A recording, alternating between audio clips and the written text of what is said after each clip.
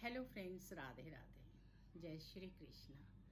हम लोग भागवत की चर्चा करते हैं ज्ञान गंगा में, और आजकल हमारी चर्चा रासलीला पर चल रही है। जिस तरह से आप सब जानते हैं कि भगवान ने गोपियों पर दया करके और गोपियों की बात तर्क वितर्क से मान ली और रासलीला में जाने के लिए तैयार हो गए। अब जब गोपियों के साथ भगवान रासलीला करते हैं, राधा जी बीच में है और हर गोपी के साथ एक कृष्ण है। मधुर सौंदर्य है देखने वाला, ऊपर से देव भी देख रहे हैं। मैंने बताया था कि ब्रह्मा जी का भी किस तरह से भगवान ने भ्रम दूर किया था। तो आप जानते हैं कि अब क्या है कि गोपियों को अभिमान हो जाता है। गोपियां सोचती हैं कि कृष्ण तो ऐसे ही कह रहे थे, वो तो हमारी तरफ आसक्त है। लेकिन भगवान कृष्ण को अभिमान बिल्कुल प्रिय नहीं है। उनको ये बात जो है वो जैसे ही पता चलती है और वो अंतर्ध्यान हो जाते हैं। तो गोपियां बहुत परेशान होती हैं, क्योंकि अब भगवान से फिर विरह हो गया और वो हर तरह से भगवान से माफ़ी मांगती हैं और इतने अच्छे गीत गाती हैं। राधा जी भी परेशान हो जाती हैं और वो तड़प जाती हैं कि भगवान कहाँ चले गए, हमें नज़र क्यों नहीं आ रहे हैं, हमें दिख क्यों नहीं है।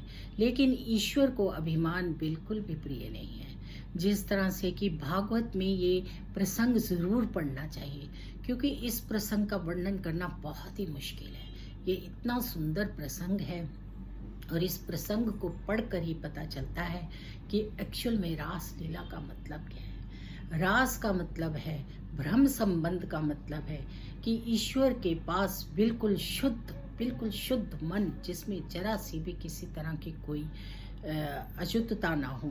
जिस तरह से थे हमारी मीराबाई, नरसिंह मेहता, कितने हमारे यहाँ शंकराचार्य भक्त हुए हैं जिनको कि भगवान के दर्शन हुए हैं और भगवान ने अपनाया है। कन्हैया जो हैं वो बिल्कुल शुद्ध हैं। कितनी तरह से जो गोपियां हैं वो भगवान से प्रार्थना करती हैं, कैसे वर्णन किया जाए, किया ही नहीं जा सकता। वो कहती हैं कि यशोदा कि तुम पुत्र नहीं हो, तो वो कहती हैं कि तुम गायों के साथ खेलते हो, गायों पर कृपा करते हो। बहुत तरह से वो तो फिर से दुखी हो जाती हैं और ईश्वर को इतने विनय मन से याद करती हैं कृष्ण को, और कृष्ण से माफ़ी मांगती हैं और तरह तरह की कृष्ण से बातें करती हैं कि हमें किसी तरह से क्षमा कर दो, तुम अंतर्ध्यान क्यों हो गए। तो कृष्ण भी उनसे बहुत तरह की बातें करते हैं और कहते हैं कि तुम जो है रह लोगी, तुम्हें क्या ज़रूरत है। लेकिन भगवान से गोपियाँ कहती हैं कि हम रह ही नहीं सकते, हमारा तन मन धन सब आपको अर्पण है, हमें क्षमा कीजिए, दोबारा से हमें दर्शन कीजिए। ये विरह की रासलीला के अंदर जो प्रसंग है वो बहुत ही सुंदर है। उसको बयान और बखान करना बहुत मुश्किल है, क्योंकि उसमें मीराबाई, नरसिंह मेहता, शंकराचार्य जी सबके इतने सुंदर सुंदर प्रसंग हैं जिन्हें पढ़कर बहुत अच्छा लगता है। मैं तो आप सब लोगों को कहूँगी, जो भी भागवत प्रेमी हैं, दशम स्कंद एक बार खुद से भागवत में ज़रूर पढ़ें। उसको पढ़कर हमें पता चलता है रास का असली मतलब क्या है। रास का मतलब है ब्रह्म से मिलन, और ब्रह्म से वो मिलन होता है जो पंथ भौतिक शरीरों में से नहीं हो सकता।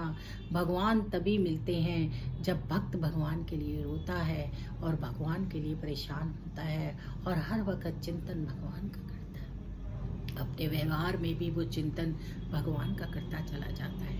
ईश्वर को पाना, ईश्वर के साथ संबंध बनाना, ईश्वर के लिए उसकी विरह अग्नि में जलना इतना आसान नहीं है, बहुत ही मुश्किल है। भगवान बड़ी मुश्किल से मिलते हैं, कन्हैया के दर्शन बड़ी मुश्किल से होते हैं। कन्हैया के लिए तो आंखों से आंसू हो जाते हैं जब हम इस प्रसंग को पढ़ते हैं।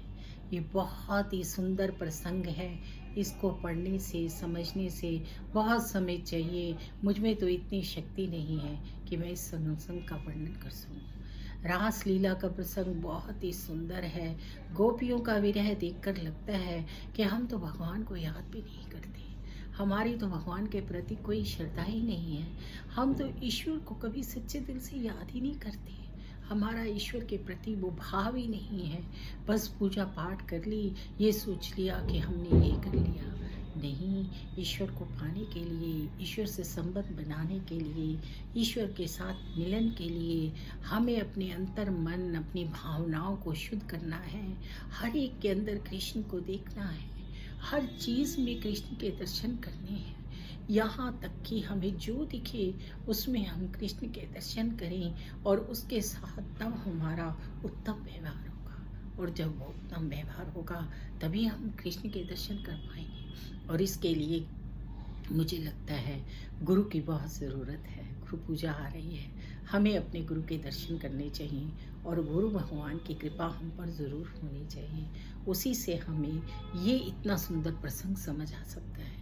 रास लीला का प्रसंग, ये दशम अध्याय बहुत ही सुंदर है, इतना प्यारा है कि इसका वर्णन करना नामुमकिन है, मुमकिन हो ही नहीं सकता।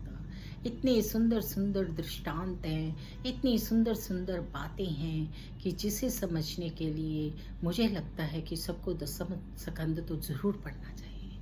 और पढ़िए, बहुत ही सुंदर है। भगवान की जो चर्चा है, ईश्वर ने जो इसमें बताया है, जो समझाया है, उसे समझकर लगता है कि रास का असली मतलब क्या है, रास लीला का असली मतलब क्या है। राधा जी भी कृष्ण से कर रही हैं जिरह कि आप हमें दर्शन दीजिए, और गोपियाँ भी कर रही हैं जिरह कि आप हमें दर्शन दीजिए। जरा सी बात पर भगवान अदृश्य हो गए। यानी कि अगर हमारे मन में जरा सा मैल आएगा तो हमें भगवान के दर्शन कैसे होंगे। हम तो सुबह से शाम तक पता नहीं कितनी बातें ऐसी सोचते हैं कि ये ना हो, वो ना हो, उसको साथ ये करेंगे, उसके साथ वो करेंगे, और वो गोपियों की इतनी सी बात पर भी भगवान अदृश्य हो जाते हैं।